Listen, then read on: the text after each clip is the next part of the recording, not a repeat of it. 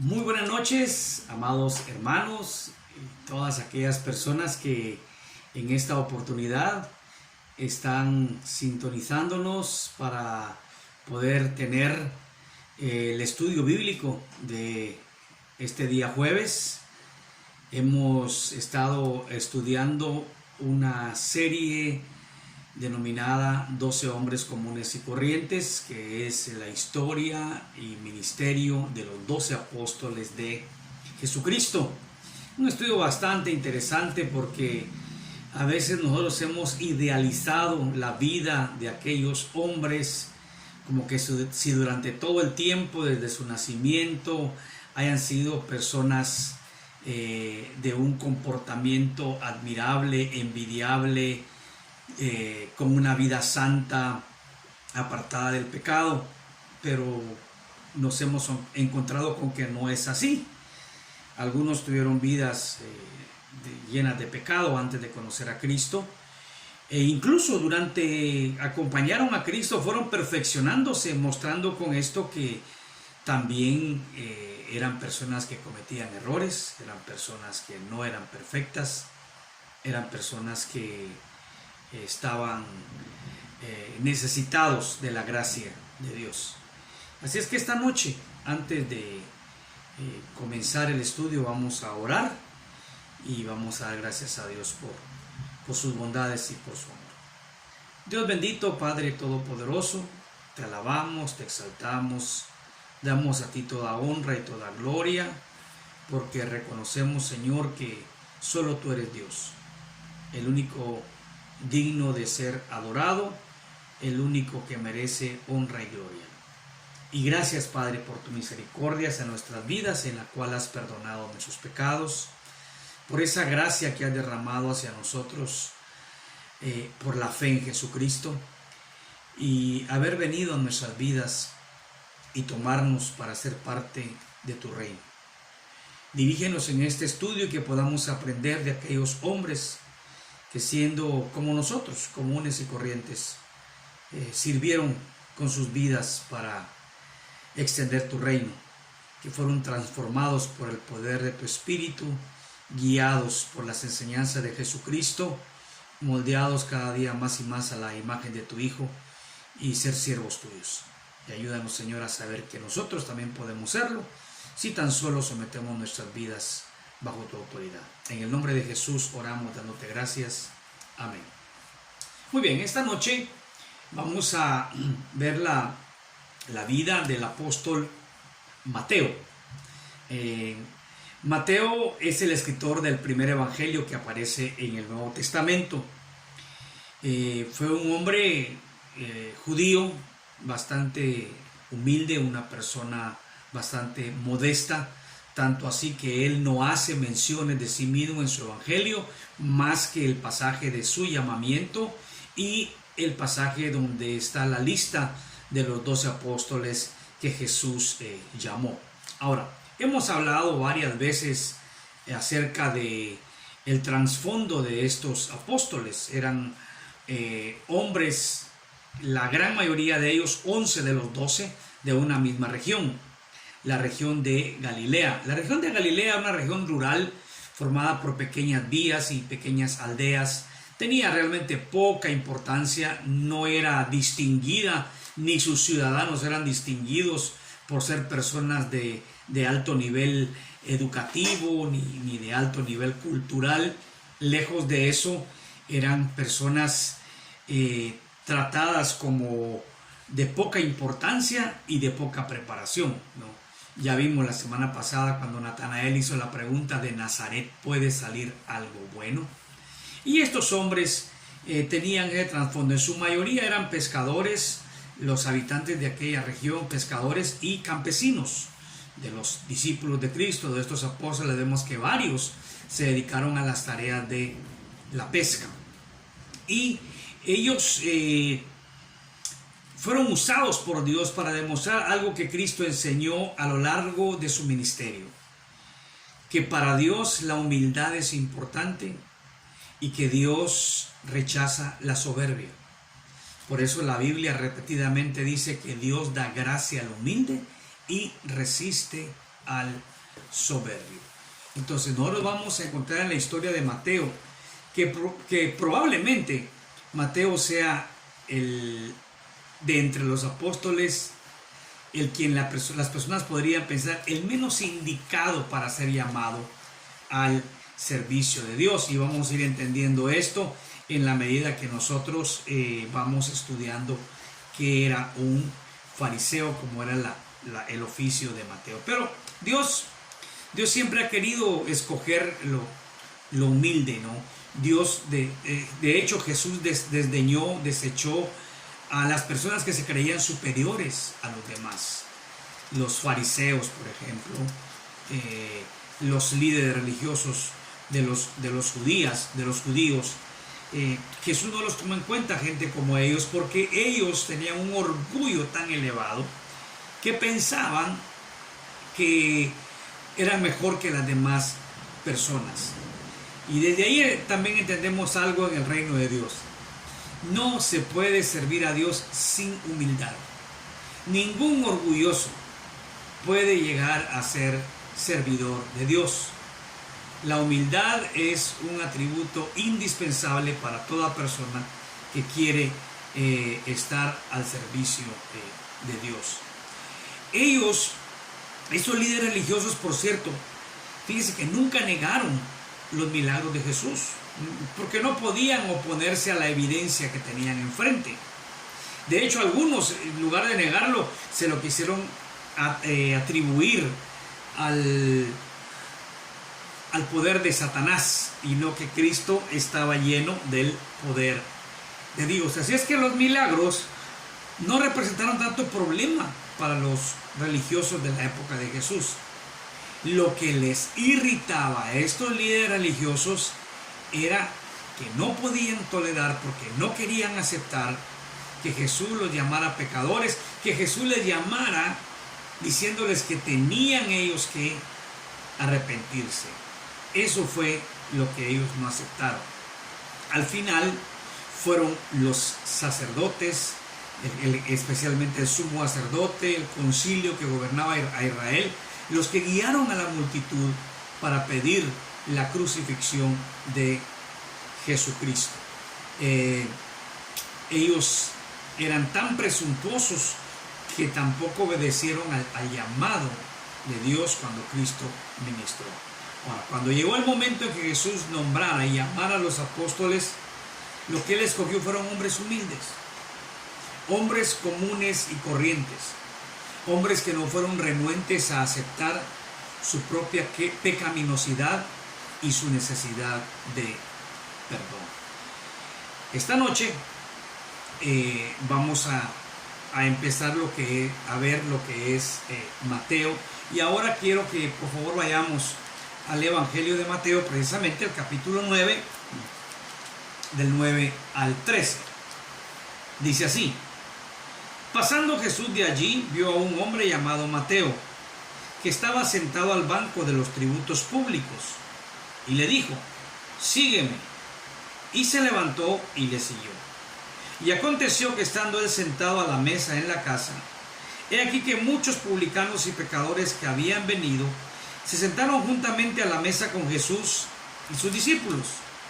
Cuando vieron esto, los fariseos dijeron a los discípulos: ¿por qué come vuestro maestro con los publicanos y pecadores? Al oír esto, Jesús les dijo: los sanos no tienen necesidad de médico, sino los enfermos. Id pues y aprended lo que significa: misericordia quiero y no sacrificio, porque no he venido a llamar a justos, sino a pecadores al arrepentimiento. Sin duda alguna, ninguno de los 12 fue más notorio como pecador que Mateo. El pasaje que encontramos en Mateo 9, del 9 al 13, es el mismo pasaje que encontramos en Marcos 2, del 13 al 17, y en Lucas 5, 27 al 32. Es el llamamiento de Mateo. Solo Mateo, en su narración de su evangelio, se nombra como Mateo. Marcos y Lucas en estos pasajes le dan su otro nombre, Leví. No era poco común que una persona tuviese dos nombres. Ya vimos Natanael, Bartolomé era una misma persona. Vemos que Jesús a Pedro luego le llama Pedro, perdón. Su nombre original era Simón. Entonces era algo no muy difícil de encontrar que una persona tuviera dos nombres. El nombre Leví del Antiguo Testamento, que por cierto lleva el nombre de una tribu, y de ahí vienen los sacerdotes, significa unido. Es el tercer hijo de Jacob y es hijo de Lea, una de las cuatro mujeres de Jacob. Lea es la mamá de Leví, y significa unido porque ella habló que cuando tuvo a Leví le nombró de esa manera porque ya un tercer hijo significaba que Jacob iba a unirse con ella. Ahora, Mateo, el nombre Mateo significa don de Jehová, o sea, don de Dios, alguien que es dado por Dios. Es probable que Jesús sea quien le haya cambiado el nombre, pero esto no se dice de manera clara en ningún lado, ¿verdad? Y vamos a dar unas cosas bien interesantes en el llamamiento de Mateo. Mateo aparece con este nombre en todas las listas del llamamiento de los apóstoles. Ahí sí todos les dan el nombre de Mateo, tanto Mateo como Marcos, Lucas, y Lucas nuevamente en el libro de Hechos ya da por su nombre, ya llama a este personaje Mateo. Ahora veamos ese llamamiento.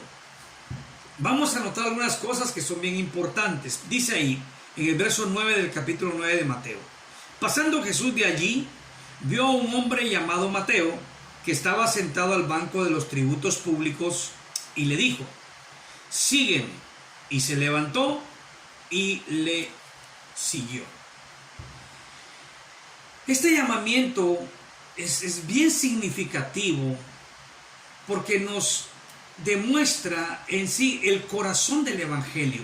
¿A quiénes viene el Evangelio? El Evangelio no es para gente que se cree buena. El Evangelio es para gente que reconoce su maldad, y en el reconocimiento de su maldad pide perdón a Dios de todo corazón, arrepintiéndose de todos sus pecados y creyendo en Jesucristo como su Señor y Salvador, confiándole a Él su vida y siguiéndole a lo largo de toda la vida. Muchas personas, y de hecho ahí vamos a ver que hubo quienes lo expresaron, juzgaron mal a Jesús por causa de este llamamiento.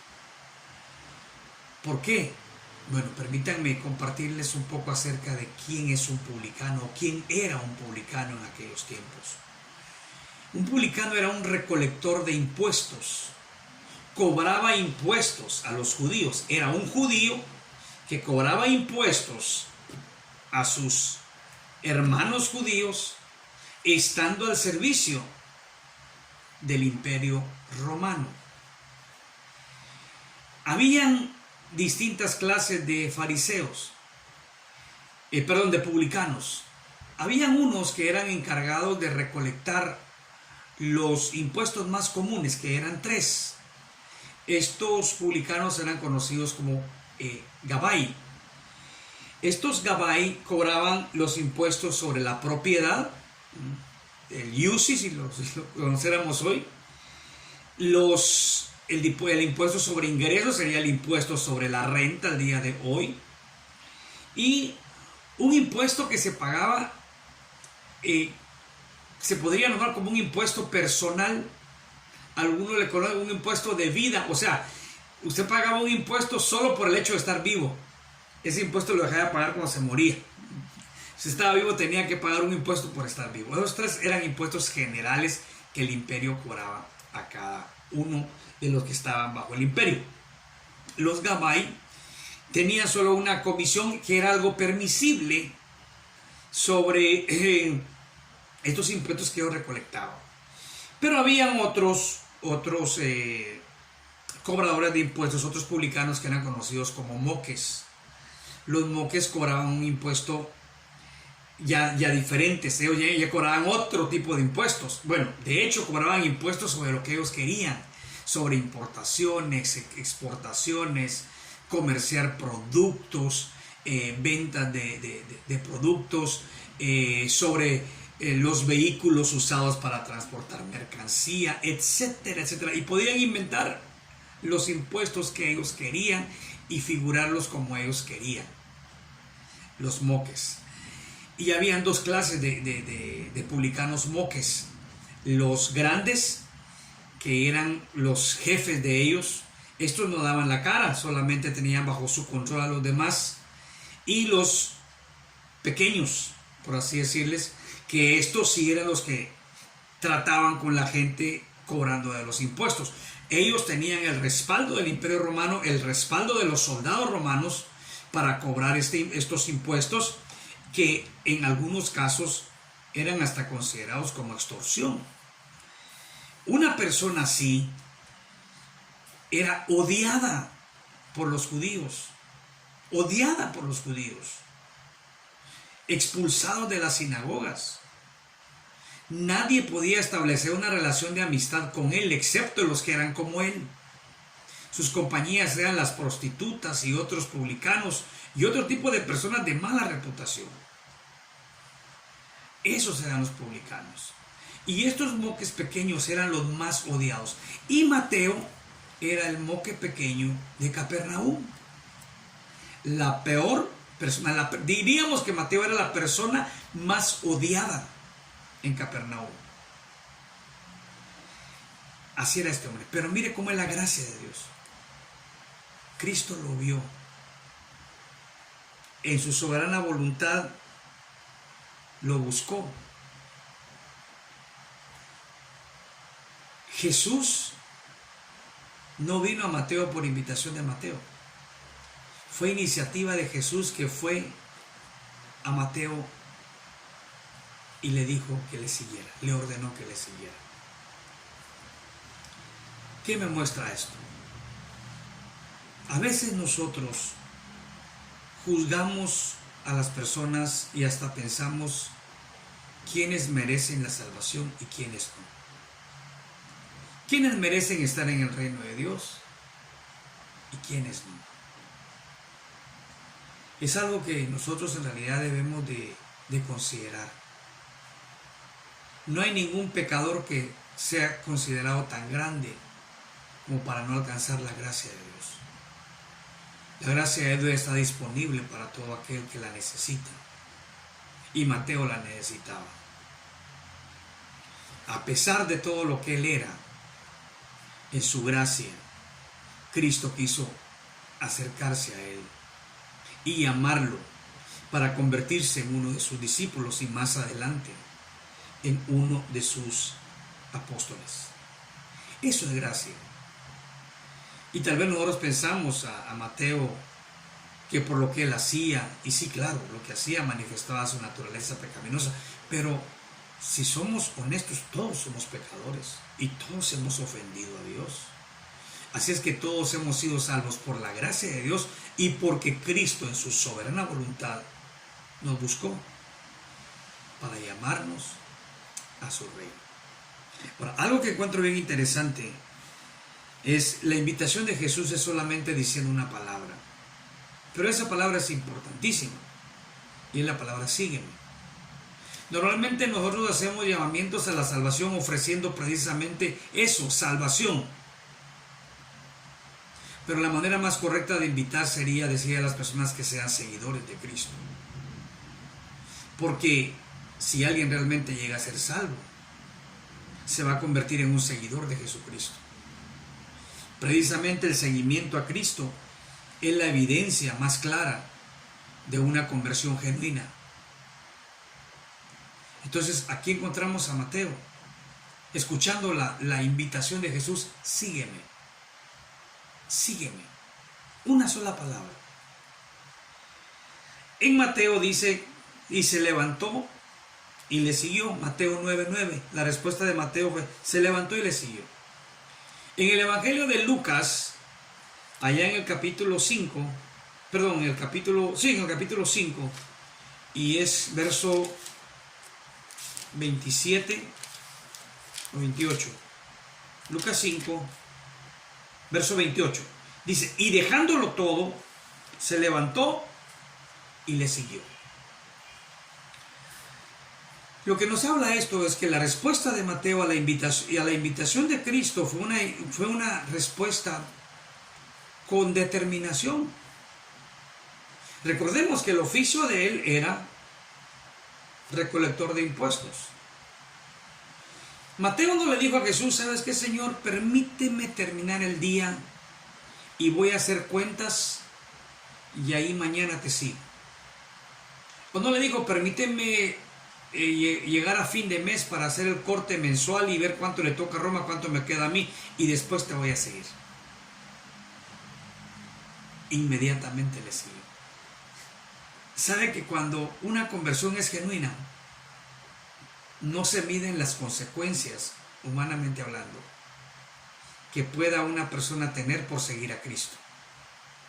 Hay muchos que reciben la invitación de Cristo, pero empiezan a evaluar lo que tienen que dejar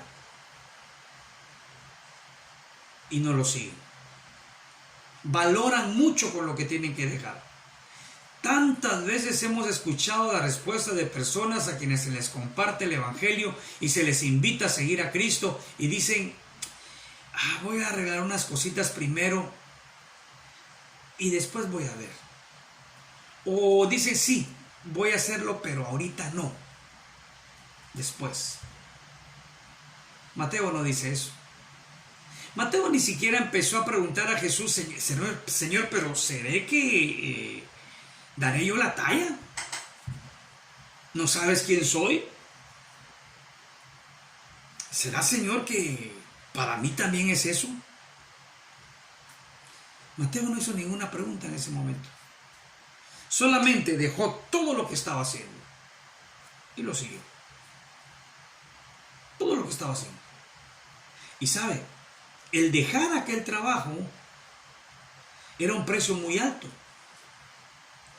Mire, una persona, un pescador, por poner un ejemplo, un pescador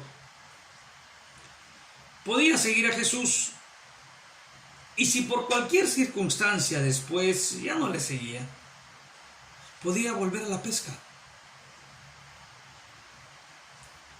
Una persona que se pudiese dedicar a cualquier tipo de oficio podía seguir a Jesús y después, si ya no quería, pues volvía a su oficio. Un publicano, al dejar su oficio, inmediatamente su puesto era ocupado por otro y ya no había oportunidad de regresar. Y recordemos, ¿en dónde podía Mateo encontrar otro oficio habiendo sido lo que fue? Nadie le hubiera dado ninguna oportunidad. Por eso es que el seguimiento de Mateo fue con esa determinación. Dejo todo atrás y te sigo, Señor. Renuncio a esta vida y te sigo, Señor.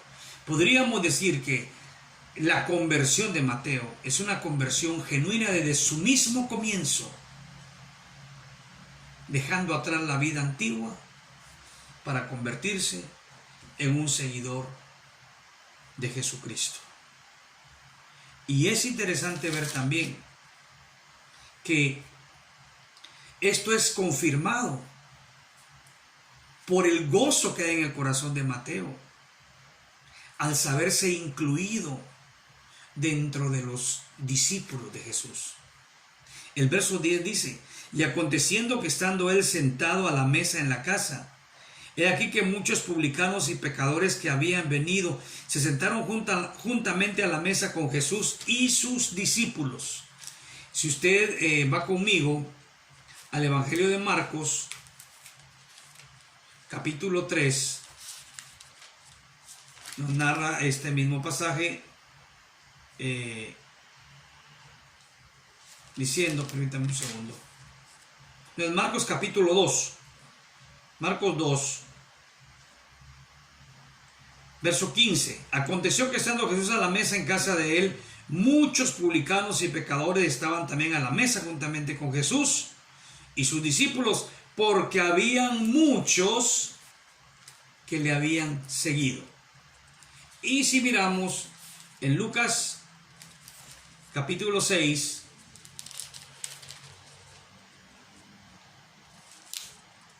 capítulo 5 de Lucas 5, estoy cruzando los capítulos del llamamiento de Mateo con la lista de los apóstoles, Lucas 5, verso 29, oiga lo que dice: y Leví le hizo gran banquete en su casa, y había mucha compañía de publicanos y de otros que estaban a la mesa con ellos. ¿Qué me muestra esto? Mateo no solamente ya estaba dispuesto a dejar la vida antigua, sino que Mateo no se lamentaba por haber dejado aquella vida. Mateo estaba gozoso de su nueva vida. Gozoso. Que en su casa, que seguramente era una gran casa, le hizo un banquete. Le hizo una fiesta. Y es interesante ver que del gozo que tenía Mateo, sabiendo lo que representaba el cambio en su vida, invita a sus amigos. Invita a sus amigos. Él quería compartir que había alguien que había venido a su vida y le había transformado y le había cambiado sus intereses y que en él había esperanza. La religión no le permitía eso. Él era despreciado. ¿Se recuerda usted la oración del publicano y el fariseo? ¿Cómo oraba el fariseo? En la oración del fariseo, él muestra todo su desprecio hacia los publicanos. No soy como este publicano. No soy como los pecadores. Pero ahora Mateo dice: yo soy un gran pecador, pero Jesús me ha llamado para que le siga. Me ha llamado a una nueva vida. Y se lo dice a sus amigos. Y por cierto, no eran tan buenas amistades si los queremos catalogar de esta forma. Pero por ellos vino Jesús.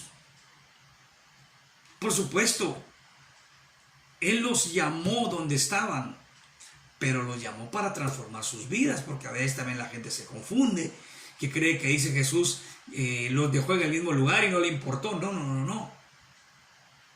Mateo cambió su vida. Y aquellos amigos de Mateo que quisieron luego seguir a Jesús también cambiaron sus vidas. Dios los cambió. ¿No? Pero aquí es una muestra del gozo que él tiene por haber seguido a Jesús. Por supuesto que eso no pasó desapercibido para los religiosos de su época. Y la reacción de ellos en el verso 11 del capítulo 9 de Mateo fue: cuando vieron esto, los fariseos dijeron a los discípulos: ¿por qué come vuestro maestro con los publicanos y pecadores? Fíjese, no se lo dicen a Jesús, se lo dicen a los discípulos. Yo creo que también los discípulos estaban por lo menos un poco escépticos, tal vez un poco confundidos los que ya lo seguían. No pudieron responderles, pero no tenían que hacerlo. Ahora, ¿por qué los publicanos hacen esta pregunta? Por lo que ya explicamos. Sabe que los publicanos eran tan odiados que los rabís judíos le enseñaban esto a sus alumnos. Le decían: usted puede cometer una injusticia, o puede mentirle, o puede estafar a un publicano y no ser acusado de injusticia, porque se lo tiene merecido. O sea, el rabí decía, aquel refrán: ladrón que roba ladrón. Si usted le puede robar a un publicano, no tenga pena, usted ha hecho algo justo. Usted no deja de ser justo. Ese era el desprecio. Y enseñaban: no hay ninguna posibilidad, cero posibilidades de que un publicano pueda ser admitido en el reino de los cielos. Así de despreciados eran los publicanos. Y es lógico. Aquí viene la pregunta de ellos: ¿por qué Jesús hace eso? ¿Por qué está comiendo con esos publicanos? Hemos visto que es un gran maestro, hemos visto que ha hecho milagros, no negamos el poder que tiene. Y las palabras que dice son muy sabias, pero no aceptamos. Precisamente por eso no aceptamos como ahora esté juntándose con estos perdidos. Y ellos empezaron a cuestionar. La respuesta de Jesús vino por iniciativa de él, porque él escuchó lo que le decían a los discípulos. Verso 12, al oír esto Jesús les dice: los sanos no tienen necesidad de médico, sino los enfermos. Id, pues, y aprended lo que significa misericordia quiero y no sacrificio, porque no he venido a llamar a justos, sino a pecadores al arrepentimiento. El motivo principal del evangelio es declarado por Jesús en estas palabras. Los sanos no tienen necesidad de médico. Era un dicho muy popular, porque cuando uno va al médico, uno va porque se siente mal. Hay personas que dicen: deberíamos tener otra cultura de salud, deberíamos de chequearnos de vez en cuando para ver si estamos bien o no estamos bien. No es que hasta que estamos enfermos vamos al médico. Bueno, es algo que ha sido normal durante siglos, ¿verdad? Hay personas que sí tienen ahora la costumbre de estarse chequeando periódicamente, pero por lo regular una persona busca un médico cuando está enfermo. Y eso lo compara al decir: yo no he venido a llamar a justos, sino a pecadores al arrepentimiento. Ahora, podemos pensar, bueno, ¿habrá algunos justos? ¿Qué dice la Biblia? Justo no hay ninguno, por cuanto todos pecaron y están destituidos de la gloria de Dios. No hay ni uno solo justo. Pero ¿por qué menciona aquí Jesús: yo no he venido a llamar a justos, sino a pecadores?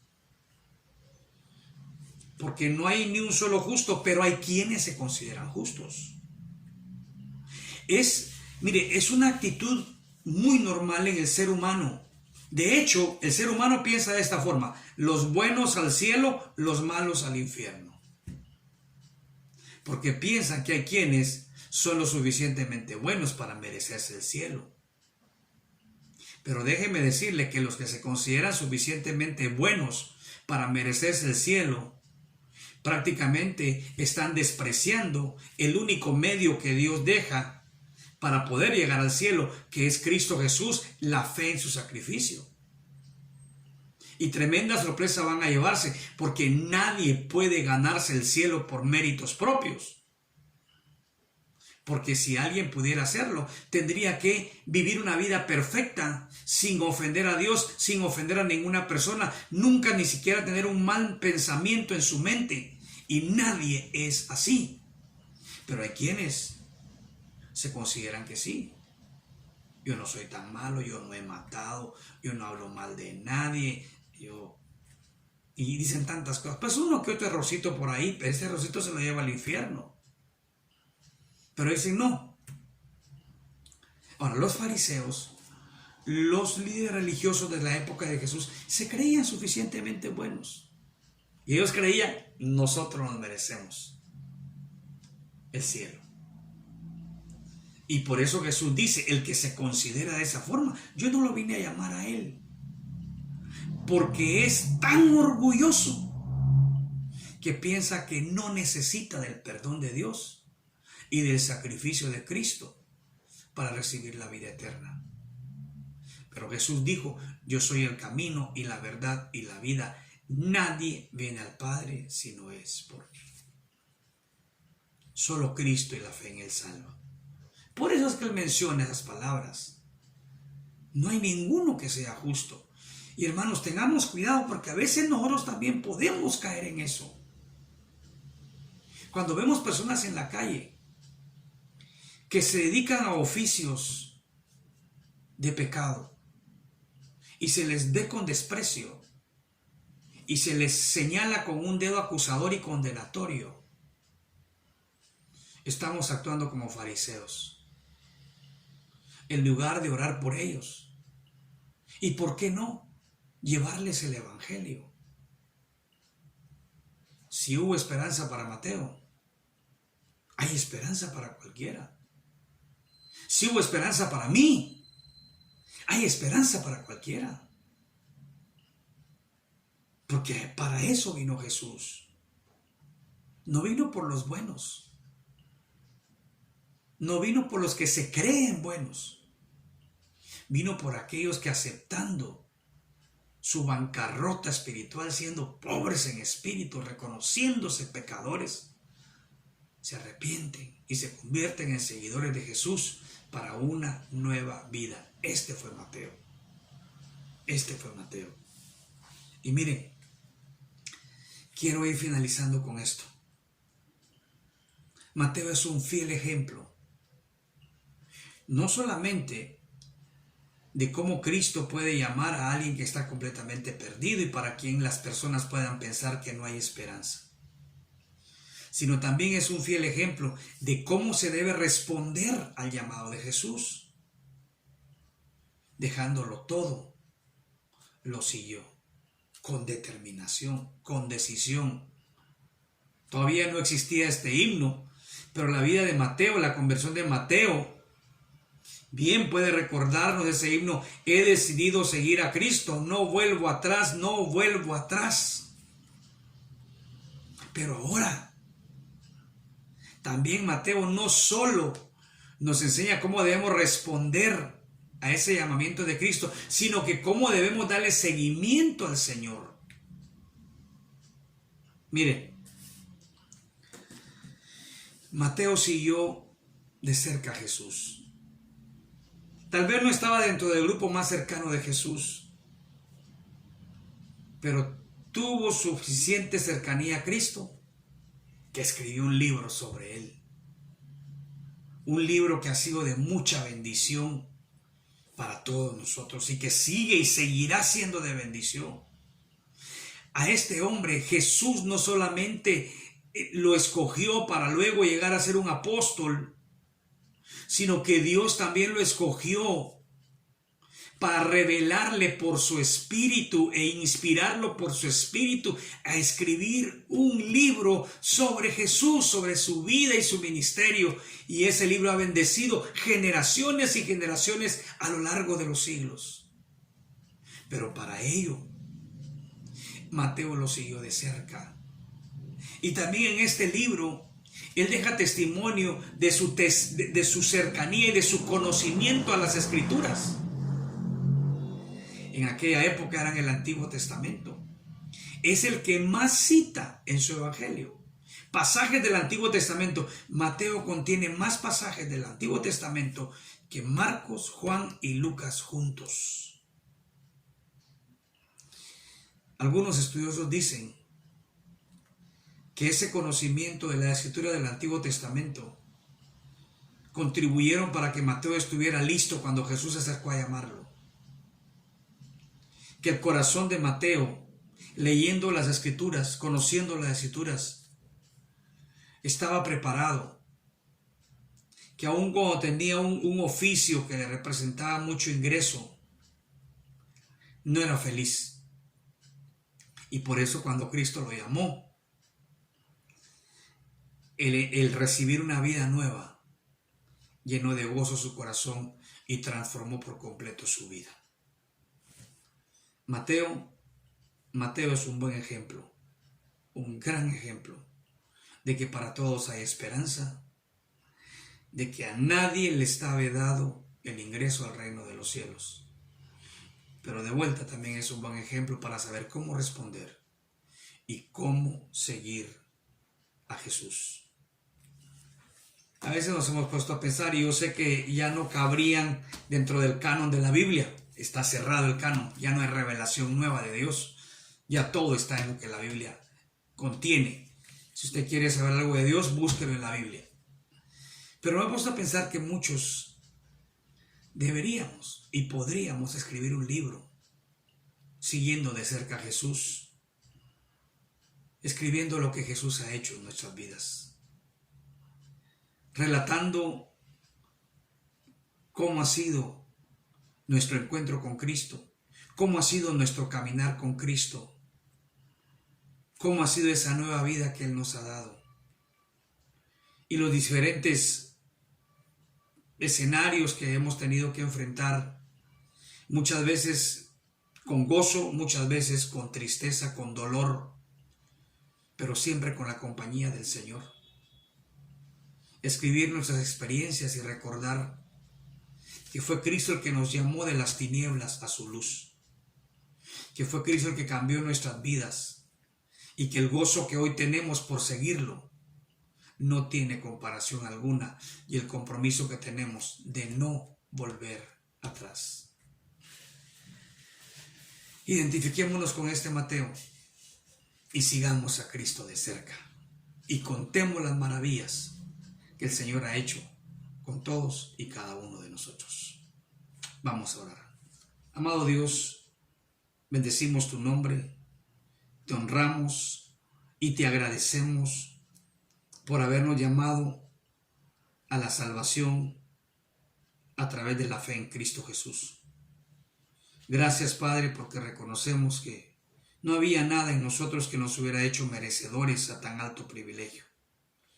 Pero tu llamamiento ha sido tan solo por tu gracia y por tu misericordia.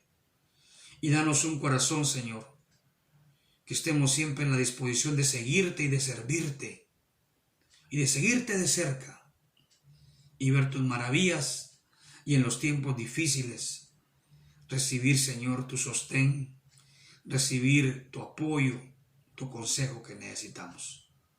Muchas gracias, Señor. Gracias por ser nuestro Padre y gracias por ser nuestro Señor y Salvador. En el nombre de Cristo Jesús. Amén. Espero realmente que este estudio que hemos tenido esta noche haya sido de mucha bendición para su vida. Le animo a seguir siempre adelante en los caminos del Señor. Que Dios le bendiga grandemente.